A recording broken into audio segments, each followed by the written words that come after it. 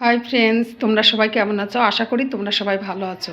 তো আজকে একটা রেসিপি নিয়ে আমি চলে আসলাম। তো একটা ওভেনে কড়াই বসিয়ে দিয়েছি। এবার কড়াইতে আমি জল ঢেলে দিলাম।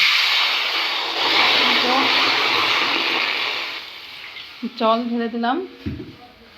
তো এবার আমি পরিমাণ মতন লবণ দেব। এই যে 1 চামচ লবণ দিলাম। আর আর সামান্য একটু দেব। 1 চামচ লবণ দিলাম। আর এই যে 1 চামচের হাফ চামচ লবণ দিয়ে দিলাম। একটু হলুদ দিয়ে দিলাম। এই যে ছোটো চামচের 1 চামচ হলুদ দিয়ে দিলাম। আর এই যে জলটা ফোটা পর্যন্ত অপেক্ষা করব। আর আমি কি রান্না করব সেটা তোমাদের সাথে শেয়ার করব। এই যে পালং শাক রান্না করব। এই যে পালং শাকটা রান্না করব। তো কিভাবে রান্না করব সেটা তোমরা প্রথম থেকে শেষ পর্যন্ত দেখতে থাকবে, নয়তো বুঝতে পারবে না। ভিডিওটা স্কিপ করবে না, তোমাদের দেখার অনুরোধ রইল। আর এই যে কিছু টুকরো টুকরো করে আলু কেটেছি, এটা পালং শাকে দেবো। আজকে সিম বেগুন এগুলোই দেবো না, এগুলো দেবো না। তো কীভাবে রান্না করছি সেটা তোমরা দেখতে থাকবে।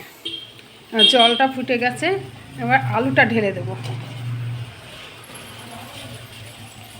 আর তোমরা কে কীভাবে রান্না করো সেটা অবশ্যই জানাবে। আর ফলো করে পাশে থাকবে, লাইক কমেন্ট শেয়ার করে সবাইকে দেখার সুযোগ করে দেবে। এবার আমি এই যে পালং শাকটা ঢেলে দেবো। পালং শাকটা ঢেলে দিলাম। পালং শাকটা ঢেলে দিয়ে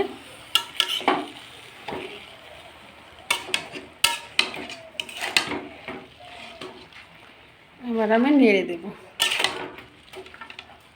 নেড়ে দিয়ে তো ঢাকা দিয়ে দেব। আর ফোড়নে দেব পেঁয়াজ রসুন আর এই যে শুকনো লঙ্কা আর 5 ফোড়ন দেবো।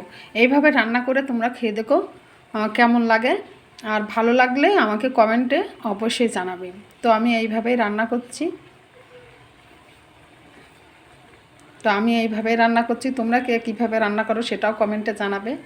আর আমি যে প্রসেসে রান্না করছি এই প্রসেসে তোমরা একদিন রান্না করে খেয়ে দেখো কেমন লাগে, অবশ্যই কমেন্টে জানাবে বন্ধুরা। তো বন্ধুরা, এই শাকে ঢাকা দিয়েছিলাম, সেই শাকের ঢাকনাটা তুলে নিচ্ছি। তো এবার শাকটা কত পর্যন্ত হয়েছে সেটা দেখে নিই। আর মাঝে মধ্যে একটু নেড়ে দিয়েছিলাম, সেই ভিডিওগুলো দেখানো হয়নি, কারণ আমি এক হাতে ভিডিও করি আর এক হাতে রান্না করি, তার জন্য দেখানো হয় না। সবটা তো আর দেখানো হয় না। তো এই যে শাকটা সিদ্ধ হয়ে গেছে, এবার আমি নামিয়ে নেব। নামিয়ে তারপরে ফোড়ন দেব। ততক্ষণ পর্যন্ত দেখতে থাকো। তো বন্ধুরা, কড়াইটা বসিয়ে দিয়েছি, কড়াইটা গরম হয়ে গেছে। এবার তেল ঢেলে দেব। সরষের তেল দিয়ে দিচ্ছি। যে পরিমাণ মতন সরষের তেল দিয়ে দিলাম। ফোড়নে দেব। তো একটা কথাই বলবো, তোমরা কে কীভাবে রান্না করো সেটা কমেন্টে অবশ্যই জানাবে। আর ফলো করে পাশে থাকবে, লাইক কমেন্ট শেয়ার করে সবাইকে দেখার সুযোগ করে দেবে। আর আমি সকল বন্ধুদের পাশে আছি এবং থাকবো। তো তেলটা গরম হয়ে গেছে, একটু নেড়ে দেব। এবার শুকনো লঙ্কা দেব ফোড়নে। আর এই যে 5 ফোড়নটা দিয়ে দিলাম। 5 ফোড়নটা দিয়ে দিয়েছি। আর একটা কথা, আমি পালং শাকে আলুর সঙ্গে আর কি ঝালটা দিয়েছিলাম। এবার 5 ফোড়নটা গরম হয়ে গেছে, আমি পেঁয়াজটা ঢেলে দেবো। পেঁয়াজ আর রসুনটা ঢেলে দেবো। যেগুলো আর কি দেখিয়েছিলাম পেঁয়াজ আর রসুন, সেটা আর কি ঢেলে দিলাম। দিয়ে ওটা ব্রাউন কালার করে ভেজে নেব। তো নেড়ে দিলাম, ভাজা পর্যন্ত অপেক্ষা করব। তো এই যে লাল লাল করে আর কি ভাজা হয়ে গেছে পেঁয়াজ রসুনটা। 5 ফোড়ন শুকনো লঙ্কা ফোড়নে দিয়েছিলাম। পেঁয়াজ রসুনটা আর কি লাল লাল ব্রাউন কালার হয়ে গেছে। এখন পালং শাকটা ঢেলে দিচ্ছি।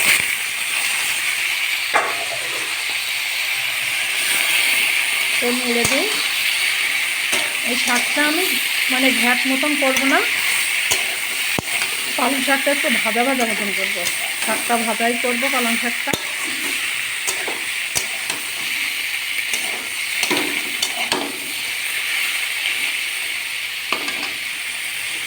তো ভাজা পর্যন্ত অপেক্ষা করব। তো বন্ধুরা এখন একটু মিষ্টি দিয়ে দেবো। তো আমার আমাদের চিনিটা বাড়ান্ত হয়ে গেছে, তার জন্য এই যে বাতাসা দিয়ে দিচ্ছি একটু মিষ্টি হওয়ার জন্য। তোমার দাদাভাই মিষ্টি পছন্দ করে, কিন্তু আমি অত মিষ্টি খাই না, দাদাভাইয়ের জন্য দিতে হচ্ছে। তো 3টে বাতাসা দিয়ে দিলাম। এবার শাকটা নেড়ে দেবো।